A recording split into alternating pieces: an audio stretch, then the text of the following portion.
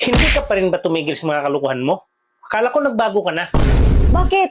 Wala naman akong kalukuhang ginawa. Walang ginawa. Nagsumbong sa akin yung supervisor nyo. Anong sinumbong sa'yo? Naniwala ka naman kaagad. Nakita kayo na may ginawa ay hindi maganda.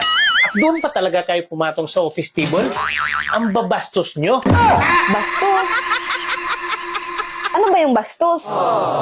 Ano ba ibig sabihin ng bastos? Ang masilang bahagi ng katawan nyo na nakita ng ibang tao, kabastusan yon.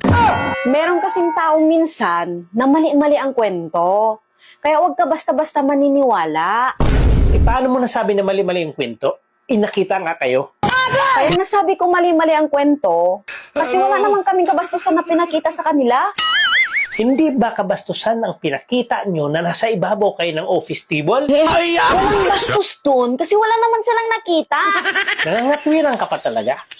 Eh nakita nga kayo nasa ibabaw kayo ng office table eh. Oo, nasa ibabaw nga kami. Pero hindi kabastusan yun. Oh, kita mo? Umamin ka na. Paano mo nasabing hindi kabastusan? Walang bastos dun. Wala naman silang nakita. Paano mo nasabi na wala silang nakita? Paano nila nakita? Eh, nakatakip kami ng kumot.